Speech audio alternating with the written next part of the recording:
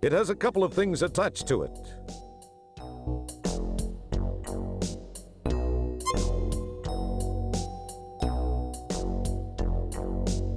It's Nigel's belt, complete with a damping field actuator and a nifty personal grooming assistant.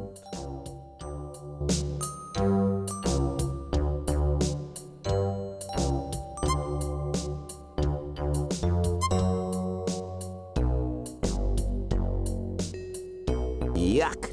It's the hair you pulled from Nigel's personal grooming assistant. It's the damping field actuator.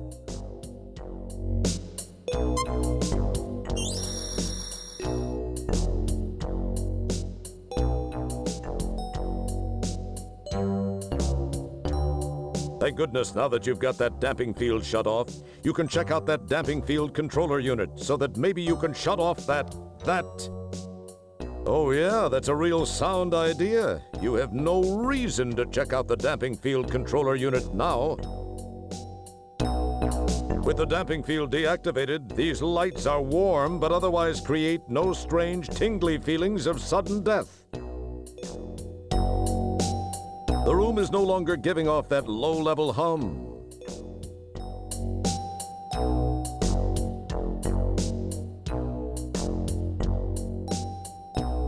You wave at the skyline. Look, some nerd on the sidewalk thinks you're waving to him. He's waving back. How friendly. Oh, he's got a gun.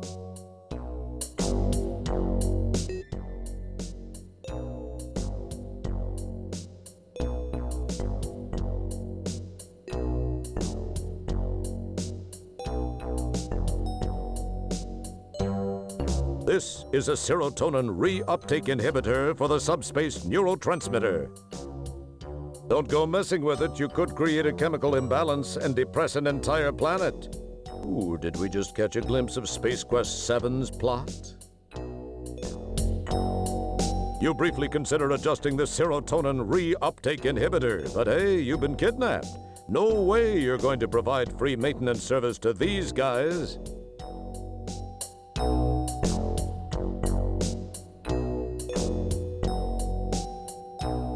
This is the data corder you got from that endodroid hunter dude.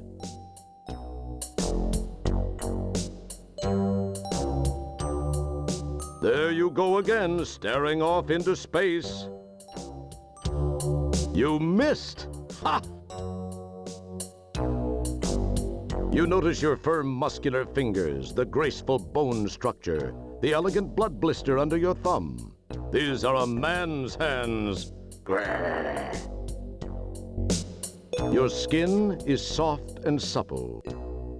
Not. Actually, it's sweaty and rubbery. This is the faceplate of the data corder. During normal operation, the faceplate is closed. It should only be opened to repair, replace, or reconfigure the internal components. If you want to open it, you'll have to find the button. This is the data corder's proximity display. If one light is on, the selected chemical compound shown on the LCD screen is present, but at an extremely low trace level. If two lights are on, the compound is within 100 meters. If all three lights are on and flashing, the compound is within 10 meters. If no lights are on, either the data corder is not turned on, or there is no detectable trace of the compound. They don't do anything when you touch them. They just light up. This is the data corder's LCD view screen. When powered up, the chemical compound being scanned for appears on this screen. When reconfigured for other modes, the name of the mode appears on this screen. See how easy? And it really, really works. You try to mush the liquid crystals around a bit with your finger, shortening the lifespan of the unit. Nice going, guy.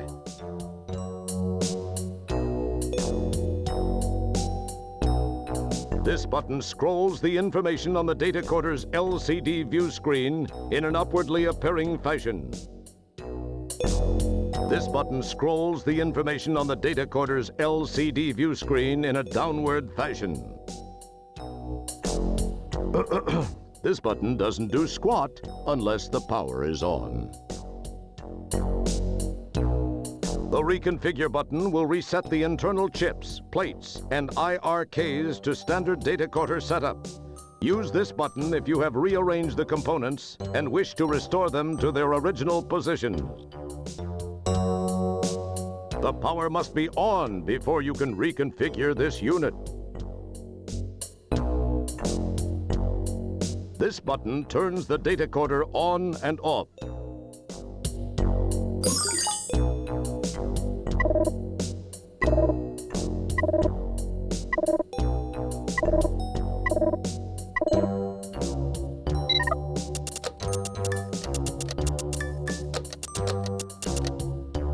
You have successfully reconfigured the data coder for standard use.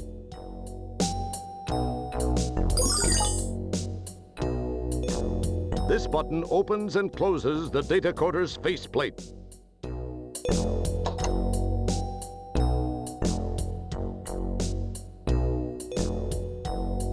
It's a circuit board, and a darn good one. This circuit board is not user serviceable. You don't want to void the warranty, do you? This is the data coder power source, a tiny chip of Devallium crystal, the official power source of StarCon. This is the Dentium chip. This is the Repentium chip. This is the Fermentium chip. This is the Dimtel chip. This is the Spentium chip. This is the Tachyon transmitter plate, hence the awesome TT moniker.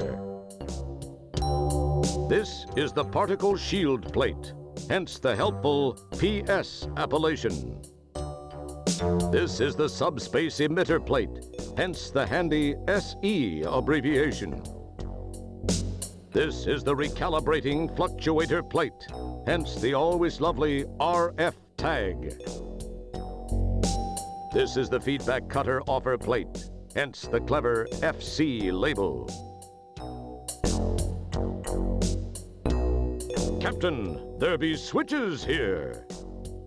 These are IRK switches. Only one switch for each sensor array may be on at any time, and only one IRK switch of each number 1, 3, 5, 7, and 9 may be on at any time.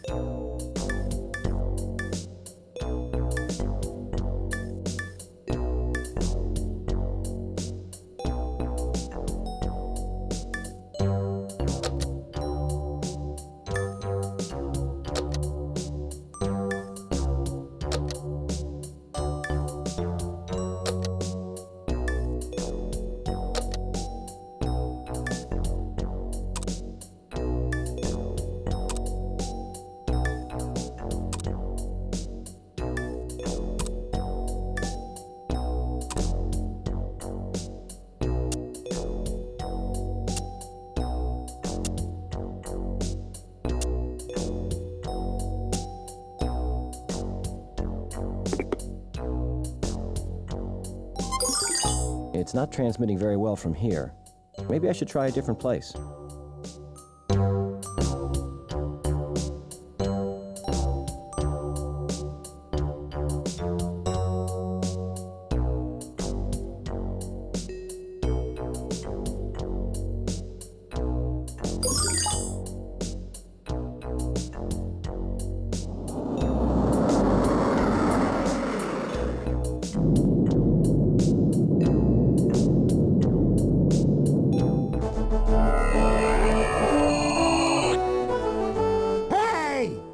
Your fish!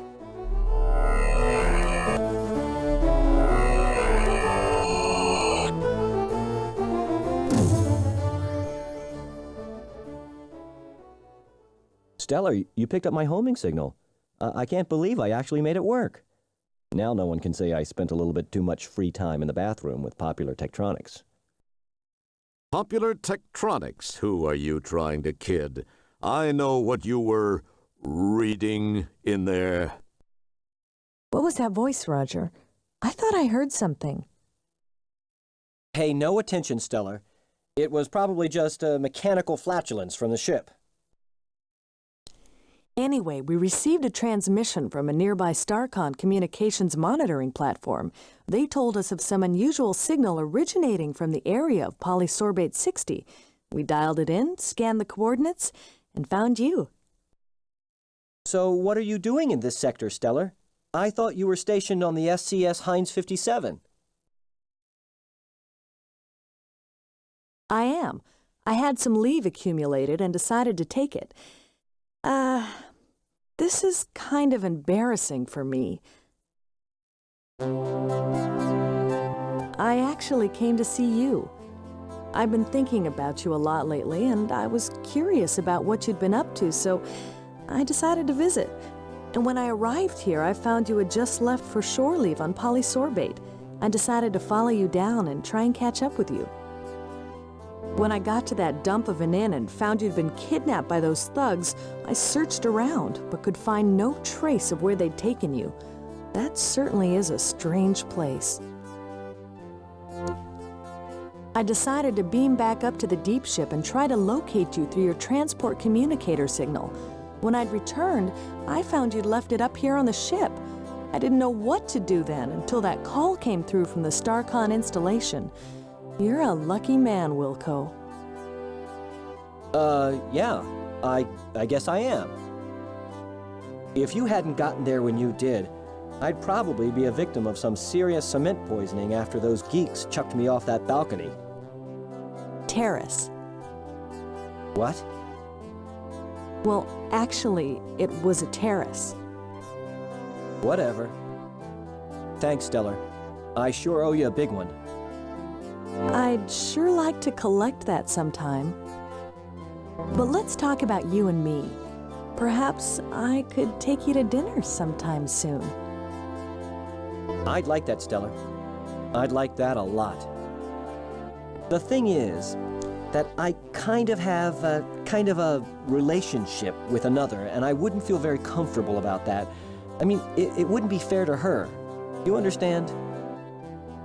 Not to mention the fact I'd be wearing my sphincter for a necklace if Beatrice ever found out. I hope you do understand, Stellar. I like you. I think I even more than like you. I don't know where I got this inordinate sense of loyalty toward Beatrice. I believe the word that explains that is fear. Pound sand, pal. Please know that were the situation any different, I'd be making that date with you right now. Oh, I see. Friends, co-workers, buddies. That's all this is gonna be. Guess I knew it somewhere inside. I just didn't want to believe it. I guess I admire your trueness of heart, however misplaced. But I feel much more inclined to damn you for it. I know that's selfish, but it's how I feel. I must admit it shows something more about you, more depth of character than I gave you credit for, Wilco. Well, I'm patient if you ever have a change of heart. Well, Roger, we should see what we can find out about those subhuman walking dumpsters that had such a keen interest in you. I don't suppose you heard their names. No, but I did get this neat personal grooming assistant. It needs a little cleaning, but... That's great, Roger. Don't clean it, though. Take it to the Sickbay. There's a DNA analyzer there. We can scan the contents and perhaps use the results to get some names and information about these guys. Good thinking, Stellar. I probably would have thought of it, eventually. Yeah, I'm sure you would have, Roger. Look, I've got to go to Sickbay and get some treatment for my back after that not-so-graceful rescue. Oh, yeah, that. Sorry. Well, I'll see you there.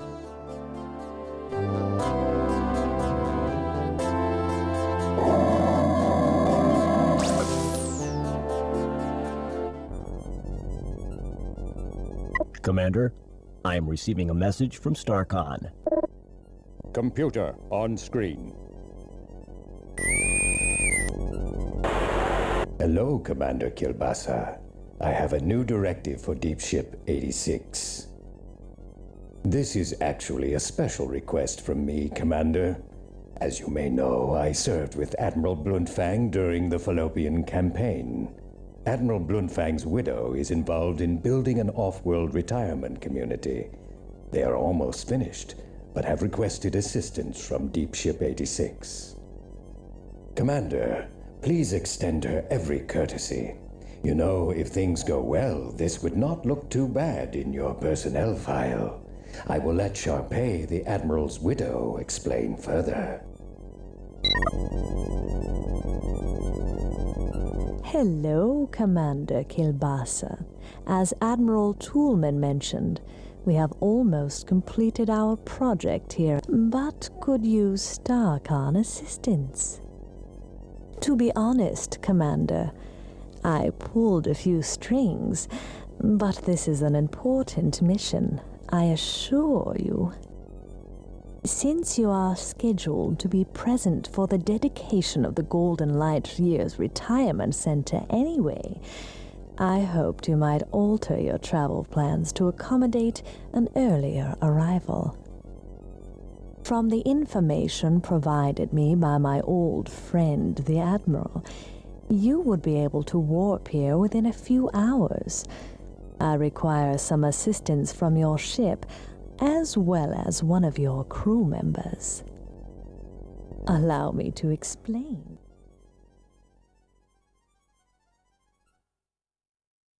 Meanwhile, back in Sickbay...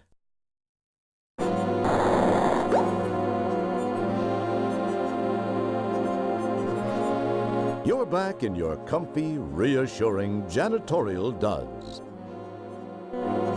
This is the Sickbay. All ill or injured crew members are brought here for treatment.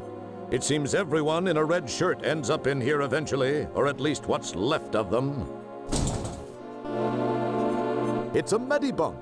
This is where all ill or injured crew members are treated. It's also where they bring all the guys in the red shirts, or what's left of them, after they've suffered their inevitable calamities. Stella is getting treatment for her back injury. You should be ashamed of yourself for jumping on her like that, you baby.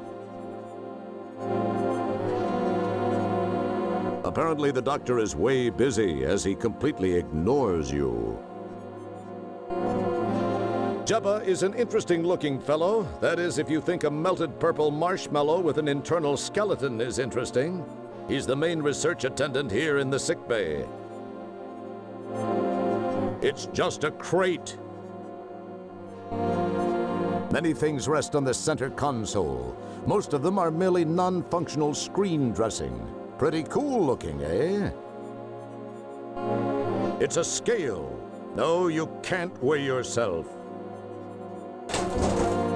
This is one of the control panels for the biofeed scanner above the medibunk. Skilled personnel know how to properly operate this, which means you should leave it alone.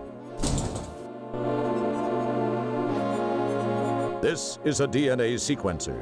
During a starship's travels, many different organisms and artifacts are discovered, and a DNA sequencer can come in quite handy in analyzing them. But mostly it just gets used to make sure the food replicators are working properly and not brewing up anything that might hatch and grow inside you, for instance. It's the keyboard for the DNA sequencer.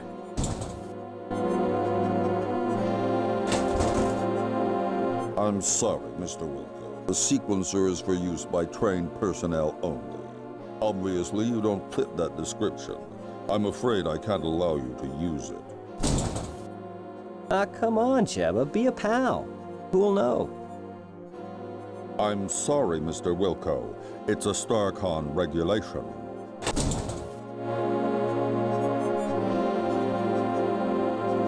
Jeez, Jabba, who's gonna know? Let me try this one thing. I'll be out of your way. No one will find out.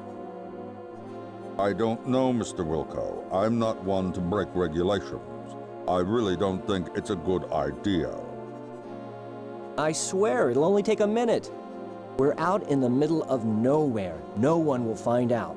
And I'll tell you what, anytime you want it, one free plunge job, day or night. What do you say? Well, I don't know. It'll only take a minute or two, really. Come on, Cheba, be a pal.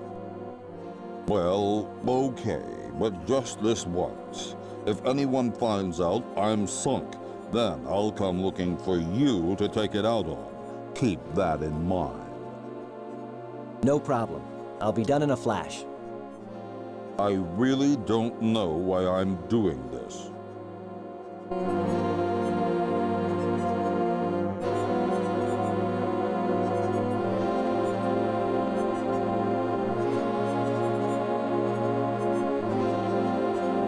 It's your standard DNA sequencer.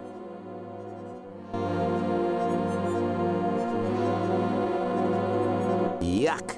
It's the hair you pulled from Nigel's personal grooming assistant.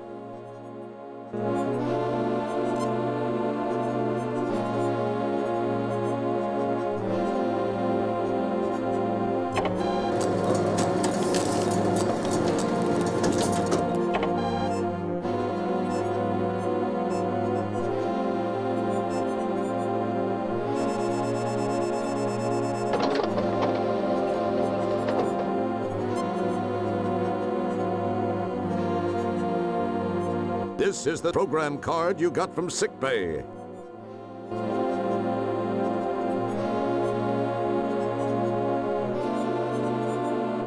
Neat. I've always wanted to try one of these on the compost.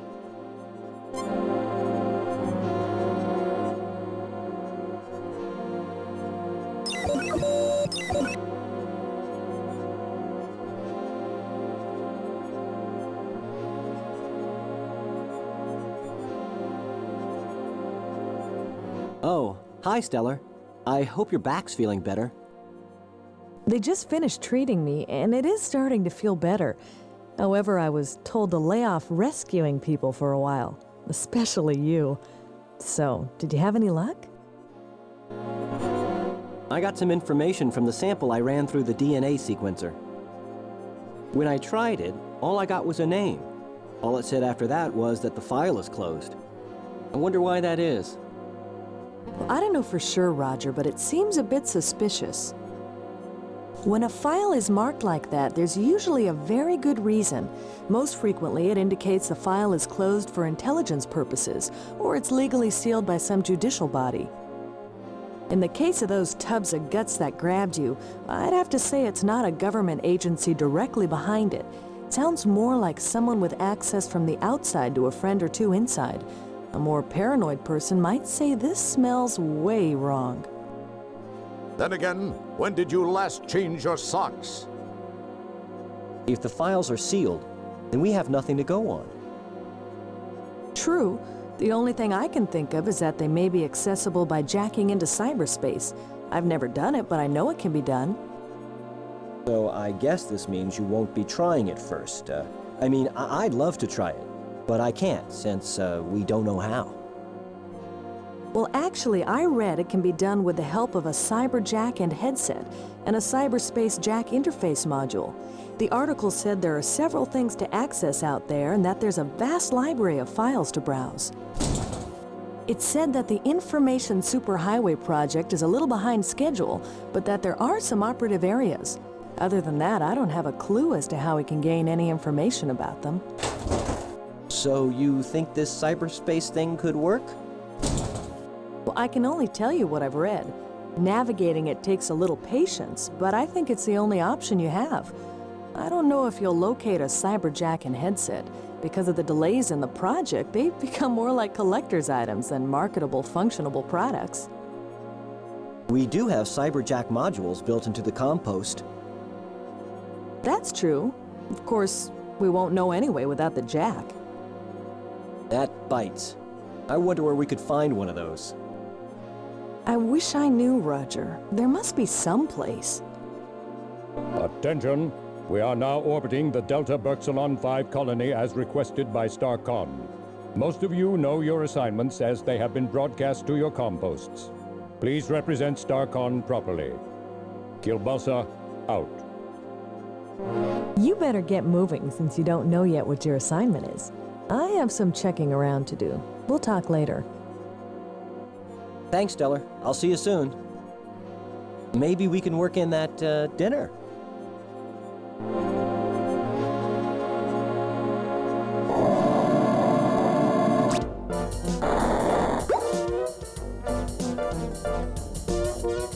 Your quarters are cozy and intimate, yet spacious. That's one of the advantages of living in a converted cargo hold. Ah, there's nothing like the feel of a solid third-class crew deck under your feet. You've got a Quattrozevi portable quartz heater set up in here. Sure, go ahead, grab that red-hot spike of quartz so it'll fuse your hand permanently to the heater. You have apparently mistaken your space heater for some other space heater that gives a damn.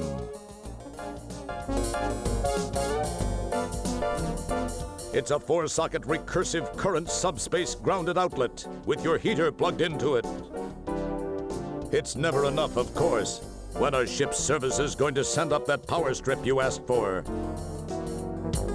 Sticking your finger in the socket might provide us with a few cheap laughs, but we're above that sort of thing. You resist the temptation to scream into the outlet, which you used to do back when you were a child and had those typical fears of the monster in the socket. You had tickets to see Quasar live in concrete with Beatrice. That was before you got busted back down to janitor and assigned to this dad-blasted floating heck hole of a mother-talking spaceship. A note, this game has scrupulously avoided any rough language that would result in having to be rated as an adults-only computer or video game by the Game Censorship Board of the U.S. Senate Subcommittee. No, there's nothing behind the poster. As these things are wont to do, it acts like you said nothing at all. Your kitchen is in here, complete with garbage disposal, solid waste regenerator, and cockroaches. Feels clean for once. You would offer to play hide and seek with the cockroaches, but you are always it. It's your food replicator. Technically, it's not a replicator at all. It's a wormhole into the restaurant dimension. The food replicator responds to a keypad input only.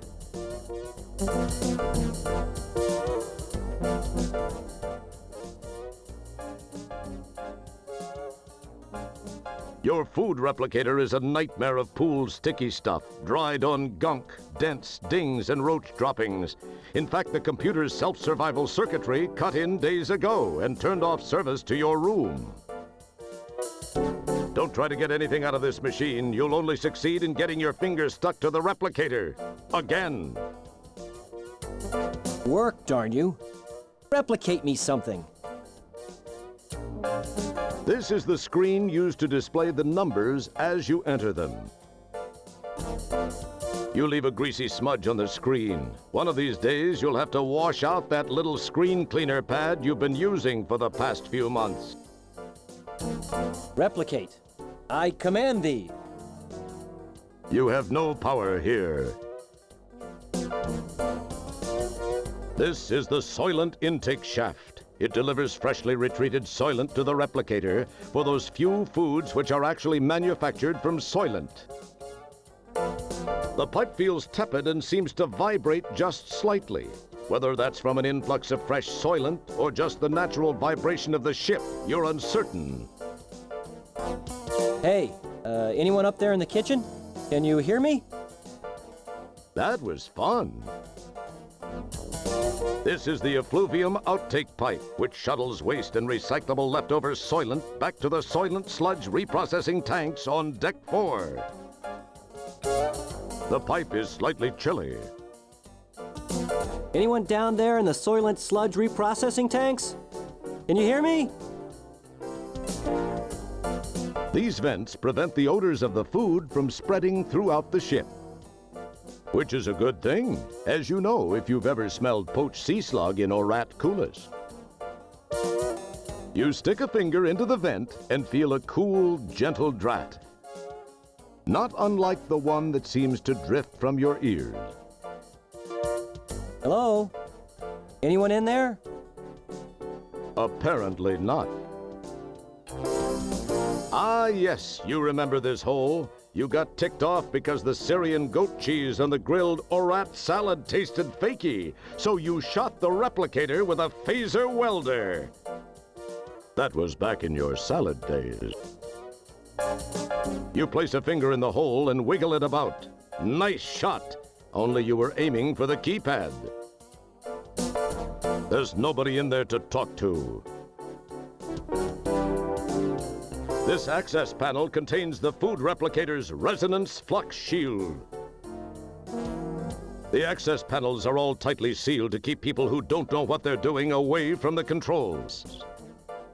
Yes, people like you. Access panel, I command you to open. Not surprisingly, the access panel doesn't open, but it does appear to glance your way, give you a "who made you the boss" look, then shrug and glance away with a superior attitude. Or was that all in your mind?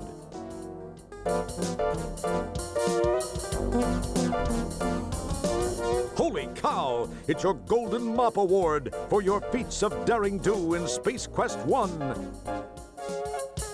That mop is a piece of your history. You would no sooner carry it around than you would your cigar butt. Once upon a time, you really meant something to me. You were a symbol of my bravery, of my importance to StarCon. Now you're just a constant reminder of the glory that once was mine. Roger, just pawn in chess game of StarCon. This poor dresser hasn't worked right since they hauled it on board. Wait, were you looking at yourself or at the bureau? Well, same message either way. You saw this detailed die-cast model of an early StarCon Solar Scout in Milky Way today, StarCon's in-flight magazine. It seemed like a great investment at the time. Don't pick it up. You've already broken it several times. Now the port stabilizer flange is out of configuration by 5.2%, which could result in a warp core breach. Now you've done it. You've really done it.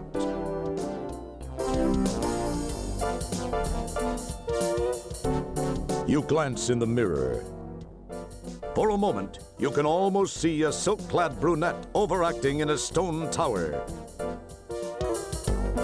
The surface of the mirror feels cold and hard, like glass, yet you can see yourself in it. Strange. Why don't you look into that facing thing? Somebody told you that Venusian mini blinds would look good in here. Then again, somebody told you that you look great under fluorescent lights. There's no reason to open the blinds. There's nothing to see out there except billions of the same old strange new worlds, ho-hum new life, and new civilizations, and lots of stupid places for insane, death-wishing daredevils to boldly go where no insane, death-wishing daredevils have gone before. Your words reflect harmlessly back to you from the window. Kryptonite lamp. Sapping. Power. Must replace bulb. Some day. Since the lamp is the main source of illumination in your room, you decide to leave it on. Your attempt at light conversation fails. It's a picture entitled Rocket Ship to the Moon. Now, if you could only figure out what the heck a moon is. There's nothing behind the picture. And just to clear this up right now, there's nothing under the carpet, beneath the bed, inside the closet, behind the dresser, or inside the garbage can. You're thinking of that other game from that other company. What should I do? Tell me. What should I do? You should get a grip. Do you realize you're talking to yet another inanimate object? Why do all these starships come with shimmery sheets? What's so futuristic and wonderful about shimmery sheets? They wake you up at night. They're cold and slippery. And the worst thing is getting up every morning with sequins imprinted all over your face. What's up with that? We didn't make this game just so you could crawl into bed and go back to sleep. Be productive. Now's no time for pillow talk. This headboard contains vital function telemetry modules, full spectrum illumination, and as the ultimate in high-tech entertainment, an 8-track player with quadraphonic sound. Boy, nothing beats being part of an advanced civilization. Feels headboardy. The headboard senses vital functions and responds to them. The sound of your voice is anything but a vital function. That's odd, you don't remember having a second pair of pants? Maybe you've got an evil twin from a parallel universe walking around the ship naked. You're perfectly comfortable in the pair of pants you're already wearing. Thanks. You're a real load of pants. Wait a minute. Where have I heard something like that before? It's a medical reference of janitor-specific ailments, diseases of the genitalia. Now's no time to catch up on your reading.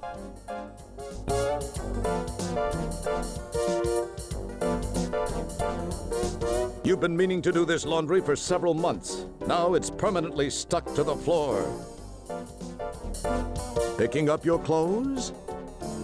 Damn it, Roger, you're a janitor, not a responsible adult. Pick yourselves up and put yourselves away.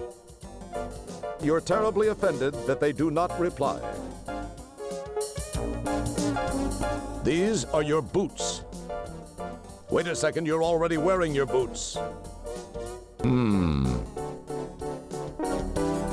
Leave them where they are. They're positioned just right for making it appear as though you simply dissolved into your bed. We named the game after these. You know, Space Quest socks. They would make a very effective weapon against any foe. Unfortunately, you can't bear to pick them up and be that close to them for any length of time. By now, they're probably stiffer than Mr. Spock. Stop lingering with the lingerie, put a sock in it, and get moving.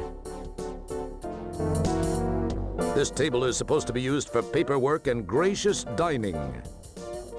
Since you do neither, you found it makes a great place to stash all this junk you've collected over the years.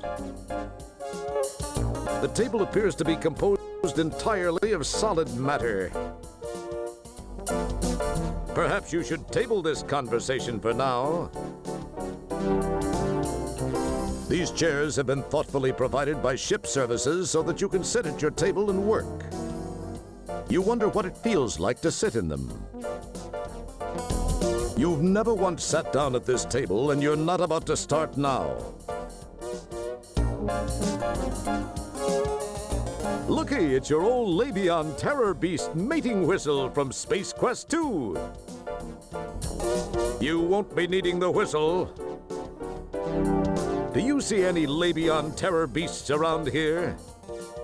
No? Then there's no need to blow it. Say it's the old hint book you found in the bargain bin at the software store in Space Quest 4. You won't need that hint book. You've already won Space Quest 4, haven't you? Conversing with the hint book is a sign of multidimensional dementia. Ooh, it's your old Autobucks card from your shopping spree at the Galaxy Galleria after you saved the latex babes from that hideous sea slug in Space Quest 4. It's expired, unfortunately, but then you don't need much money aboard the deep ship. Besides, people would talk if they saw you dressed that way again. You won't need to take the Autobucks card. Here on the Deep Ship 86, there's no need for money. Everything's free. It's kind of like a Royal Caribbean cruise, only without the aerobics classes. Wow, it's the old translating gadget you used to communicate with the subterranean alien back on the planet Corona in Space Quest 1. Too bad they don't make those little dilithium watch batteries anymore. Don't bother with it. The batteries are dead, and there's no alien language here to translate. Hey, translate this. Okay, hold it right there.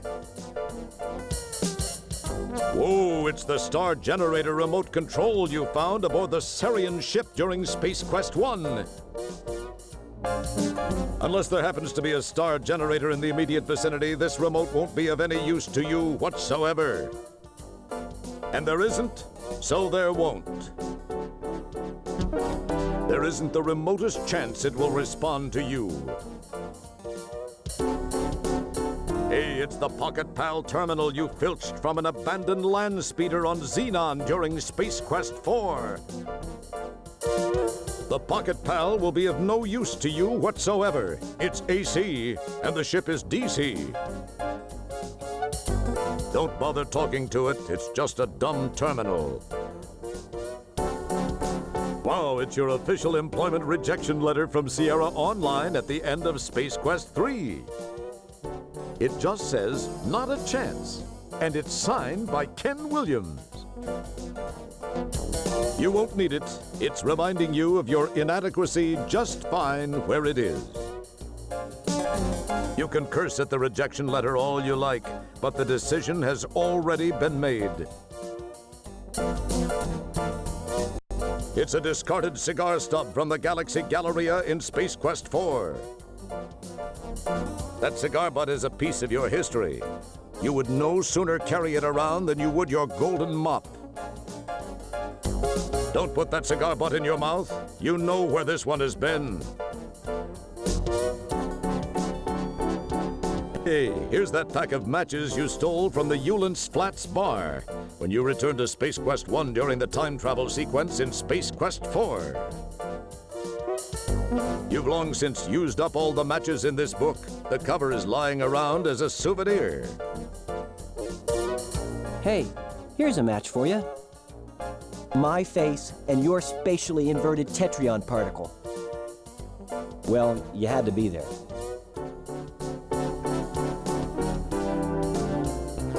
It's your life savings. You won't need that Buckazoid on board. Save it. Put it towards your education. The Buckazoid is silent. That's odd. Usually, money talks. You killed your Antarian foreground plant. What are you going to do? Lay hands on it and heal it? You give the plant the last rites. This is a Beetlejuice clamoring hagfish fern. You've tried everything you could think of to get it back to health. Unfortunately, all you could think of to do was to stand over it and say, Beetlejuice, Beetlejuice, Beetlejuice. You think about plucking one of the dead brown leaves from the dead brown plant, but that would just be adding insult to injury. It's way too late to save this plant by talking to it. Ordinarily, your closet contains clothes. At the moment, though, you're using your clothes as knickknacks. The closet isn't worth opening. Everything that used to be inside is scattered around the room.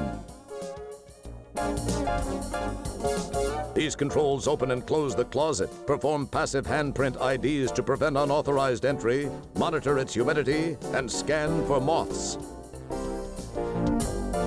You never learned how to work these controls. That's why you keep everything that should be in the closet scattered around the room. Can we talk? When are you going to learn that the computers around here aren't voice activated? Starcom's too cheap for that. Looks like you have a message waiting for you.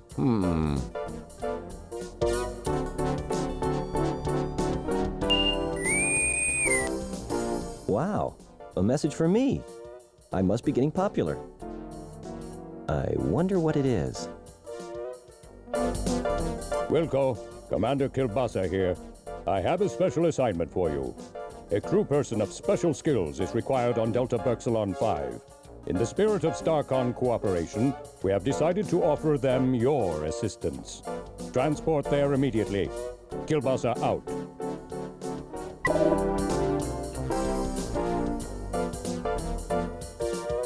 This is your standard compost panel, where you can get information, travel to other ship locations, or just pretend to be doing some work. That slot takes one of those data cards. It looks like a cyberjack plug receptor.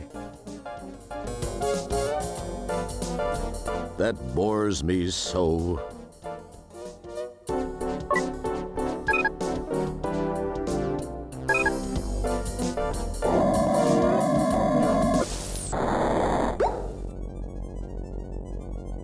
Janitor Wilco, why are you here? You're supposed to have gotten your orders from your compost as instructed and reported to transport for beaming to Delta Berxalon 5. Do it now, or I'll be forced to make you the subject and recipient of a captain's log entry. Now move it.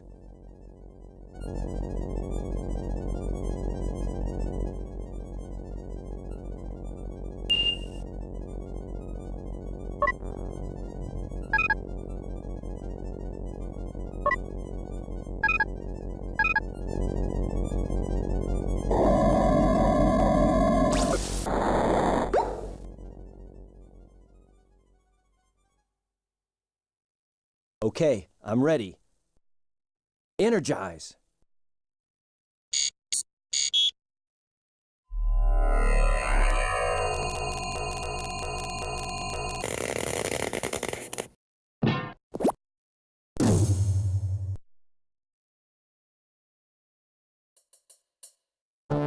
Commander Kilbasa and that other guy look like they're just finishing up a conversation.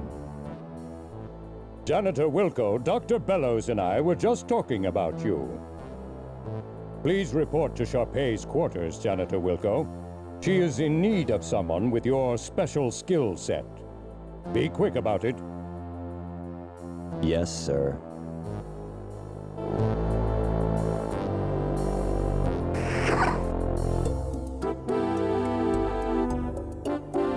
The Ascendo pad works much like an elevator.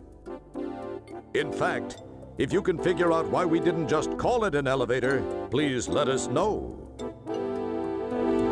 It feels like an elevator. Can anyone hear me? Unfortunately, the player can. These lights illuminate the interior of the shaft, just in case someone falls down it and needs some light to die by. You can't reach them. You're inside the Ascendo pad, and they're out in the shaft. A feeling not wholly unfamiliar to you. It's no use screaming for help at a time like this. Nobody cares what happens to you. This portal is open, allowing you to pass through the shaft into one of the rooms. It feels open.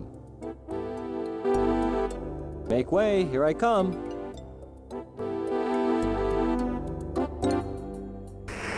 Janitor, I believe you were given specific orders. Carry them out immediately. Oh, well, sorry. I'll get right on it, sir.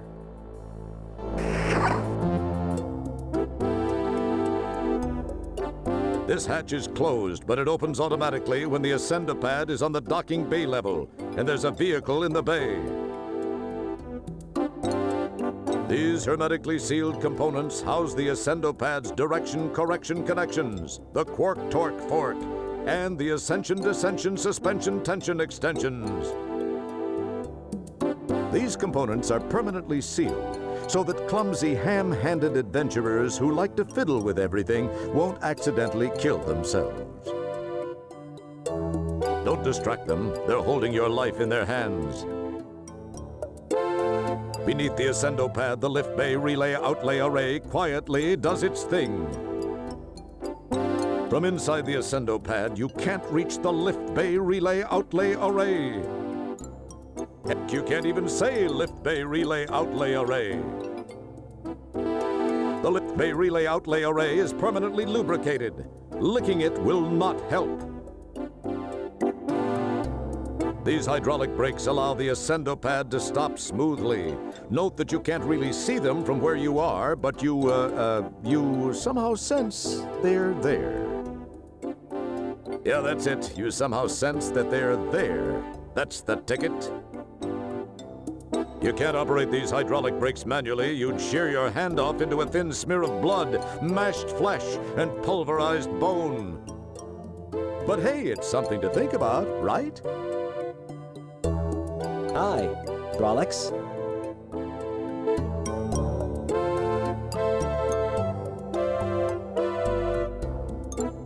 This display shows you the Ascendo pad's current location. Don't touch it. You'll break the magic spell that keeps it working. You're about to ask, where am I? Until you notice that the little lights overhead actually spell out the name of the location. Wow! The wall panels of the Ascendo pad are formed from a core of fiber steel between dual layers of expanded polycarbonate sheathing that's guaranteed not to rust, chip, peel, or need repainting for at least 12 millennia. This is probably more than you wanted to know. You try to rust, chip, peel, or repaint the walls of the Ascendo pad, but the dual layers of expanded polycarbonate prevent you. You mistake the dual layers of polycarbonate sheathing for some sort of lickable wallpaper, and you give the wall a lick. Hey, the snozberries taste like snozberries.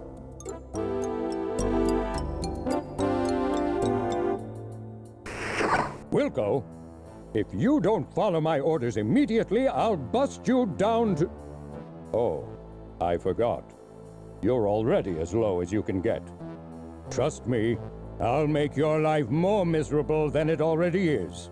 Now move it. Yes, sir. Right away, sir.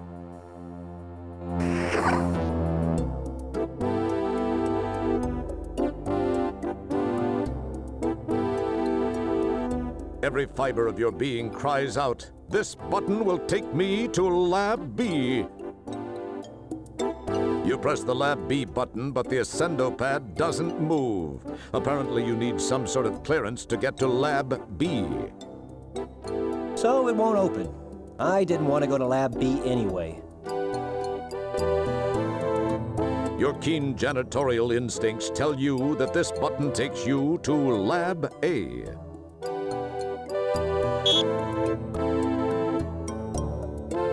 Unless you miss your guess, this button will take the Ascendo pad to the docking bay.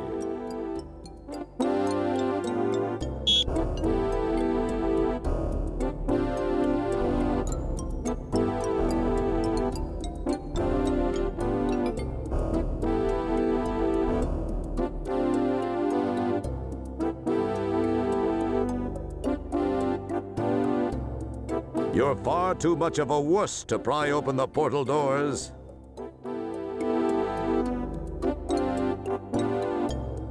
Your highly developed sixth sense tells you that this button will take you to someone's quarters.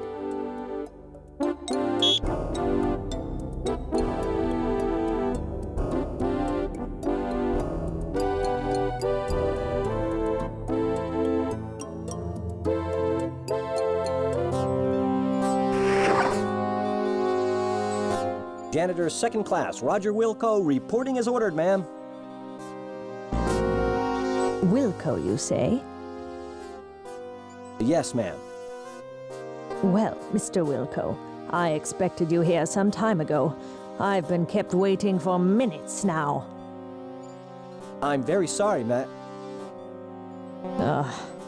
Save the pathetic whimperings for your StarCon superiors, which I would expect includes everyone and everything on the food chain over there. Ma'am, I came as... Young man, I lack the time, and most importantly, the patience to indulge you as you wind your way from one excuse to the next. May we please just begin? Sorry, but I wasn't briefed on what tasks would be required of me. You are a janitor, Mr. Wilco. What do you think I want from you, a heart transplant? What has become of StarCon? When my fifth husband, Admiral Bluntfang, served, the crop of up-and-coming cadets seemed to have such promise. I recall this one rather striking cadet who... Oh, well, never mind that. But you, I pray you do not typify what might be slithering down the halls of our formerly prestigious academy. That is one thing I do not look forward to witnessing.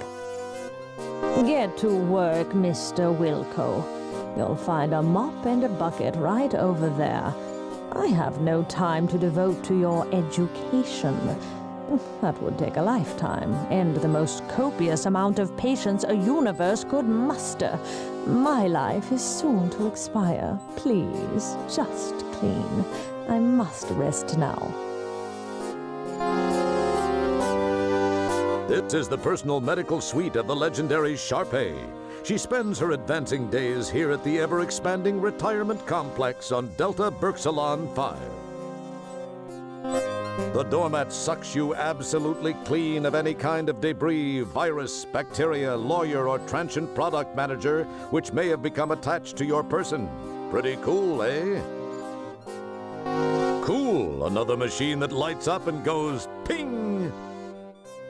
It's a red panel in the foreground. You really don't know what it does, nor do you care. There sure are some cool-looking machines here. That one has neat blue lights. This is a circuit analysis diagnostics unit. Yes, you've seen the hollow ads, you've seen the infomercials. Here it is, ladies and gentlemen. The one, the only, the Crapmatic adjustable bed. Yes, there's no mistaking it. The programmable mattress shapes to at least 5 different skeletal types, as well as 2 non-skeletal modes. The Crapmatic harnesses the latest in time-proven, very versatile and patented Hydro-Riser technology. Don't be the last one in your colony to own the most capital-conscious therapeutic stationary device known to being kind, and at a price you'll find stunning. Some exoskeletal types not supported, not available in all quadrants. Please allow 2 to 3 light years for delivery. Mr. Wilco, I asked you to mop the floors. Do I have to get Commander Kilbasa in here to get you to do your job? No, ma'am. I'll get right on it, ma'am. The Hydro-Riser piston gleams proudly, truly up to the task of propping up the most expansive of dermally housed humanoids.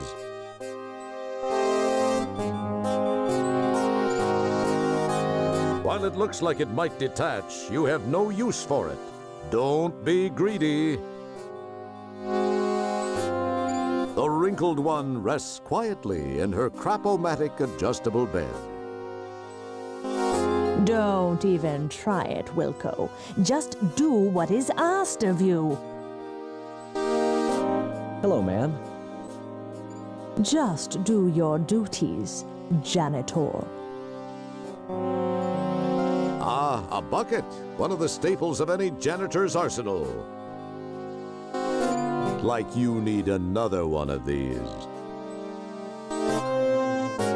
You've seen plenty of these babies in your lifetime. Mr. Wilco, I asked you to mop the floors. No, ma'am. I'll get right on it, ma'am.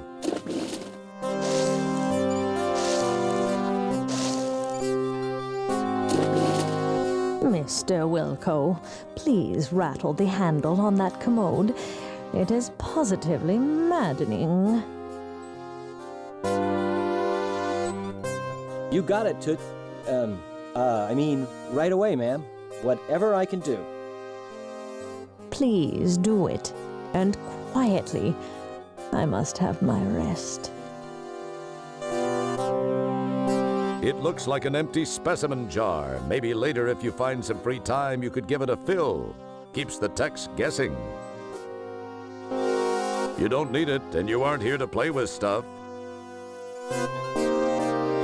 The headboard unit houses a really nifty 8-track laser disc player. Be polite. You should only do that if Sharpei asks you to. It's some scanner-looking thing above the bed.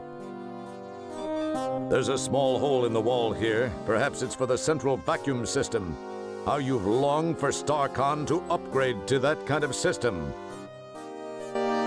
It's a little high up on the wall for what you have in mind.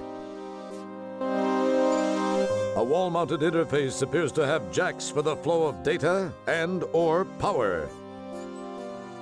A contaminated waste items receptacle stands awaiting contaminated waste items. Mr. Wilco, are the little voices in your head drowning me out? Get in there and take care of that toilet. My report of your performance to your commander is not looking too favorable at this time. Yes, ma'am. I'm very sorry, ma'am. It'll never happen again, ma'am. This is apparently her dresser. With glaciated facial terrain like that, the escort services must rake it in. You as a janitor would only have a clue as to what was contained in those bottles if the content showing through them resembled some sort of waste product or cleaning supply. There seems to be a few redundant systems monitors here. A more alert person would be led to believe that someone has accounted for the possible arrival of different types of humanoids in this otherwise personal facility. It looks like a heart monitor. It must be amazingly sensitive since this crusty old beast appears rather heartless. Ah, one of the much heralded Just Say No to Death devices designed to make you at least feel perky and more upbeat about the Big D. Instead of the nervous-making blips and occasional flatline, depending on what kind of night the old doc had, these machines seem to help make the whole death thing less of a downer. With these machines, the survivors can leave the room humming a final but not so downbeat ending theme, or replay in their minds the pleasant electronic wither of the monitor when the heart makes that final squeeze, instead of some real downer thing like last words or something inconsiderately spewed at that last moment by the soon-to-be-declared deceased. It looks like a vein juicer. I guess even the ill-rich must have some extravagances. Where's the cyber poodle? Oh, well, they're making them too well now anyway. You just can't seem to kick them hard enough. Seems like a few sequels since we've been in any bathrooms. I know what you've been thinking. You're probably thinking, have they waited 4 sequels to do bathroom humor? Or has it been just 3? Well, to tell you the truth, in all the sequel-generating excitement, we've kind of lost track ourselves. So you've got to ask yourself just one question. Are they hard up enough to resort to that level of humor at this point in the game? Nah, not yet. That is, I mean, we like to think we've slithered up a fair number of floors from the basement level of the comedic food chain. Either that or it's one of those relative things. Maybe it's because Al just continues to lower the basement. Anyway, what were we talking about? A porcelainite throne serves as the centerpiece of the bathroom.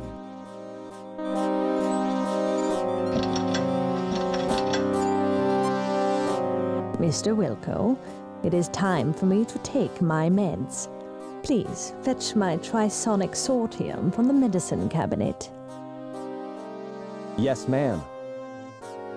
Maybe I can get this old hag to overdose. What was that, janitor? Nothing, ma'am. I'll get those for you right away.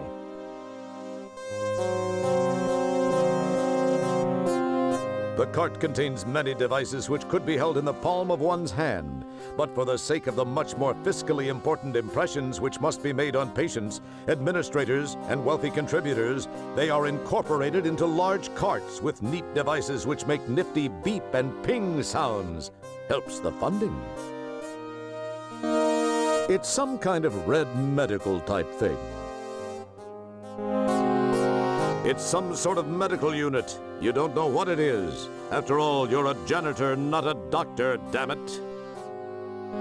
These are supplies of a medical nature for the cratered one. Ah, the door which allowed you into this room. That's a joke can. The old-timers use it to fake the new interns into thinking they have sucking chest wounds. It's a real hoot.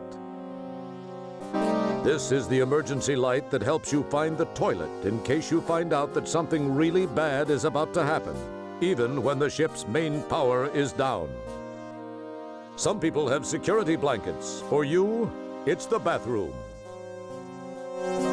A vent for careful climatic control takes up a significant portion of this wall segment. A sink uncharacteristically clutters up the restroom. Things are stored in there, probably. It's incredibly common. It's a cabinet containing old Sharpei's drugs.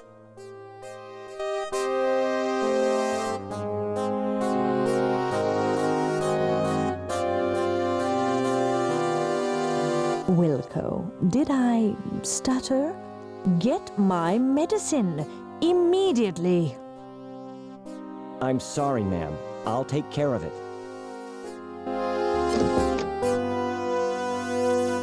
I can't find her medicine. I don't think she knows what she's talking about.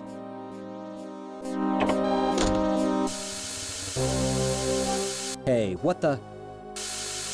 While we await a fully formed thought from Roger, it should be mentioned that there seems to be some sort of gas entering the room through the left vent.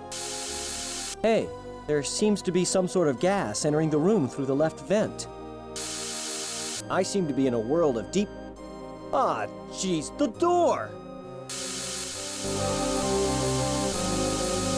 You realize your strength alone will be no match for the mechanized door.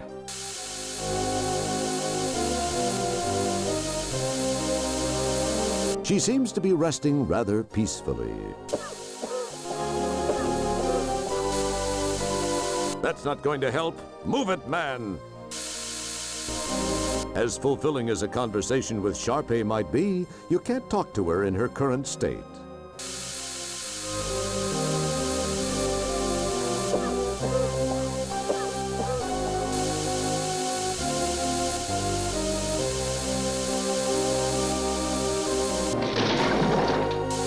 You give the piston a yank, and sure enough, it comes loose in your hands. Perhaps it was your raw strength. More than likely, it was defective.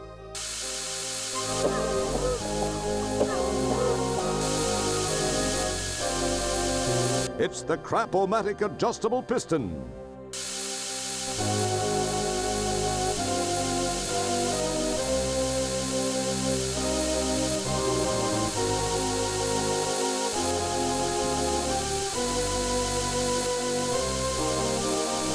Good thinking! Wedged in the door, the manual override control causes the piston to strain against the door. It pushes a few inches and seems to strain at that point.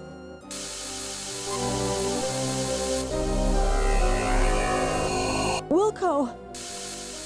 Oh, hi, Stellar. What are you doing here? There's no time to talk, Roger. We've got to get out of here now.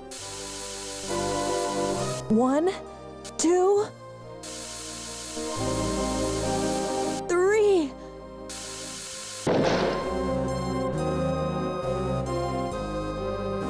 Just as you crash to the floor of the turbo shaft, the hydro riser piston gives way, and the door slams shut, with Stellar still trapped inside.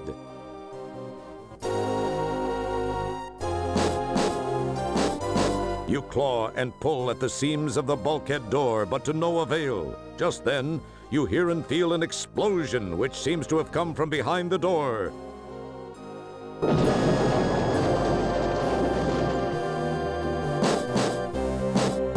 The door is sealed tight. You can hear no other noise after the ear ringing from the blast subsides. My God, I can't believe this. It can't be happening. I was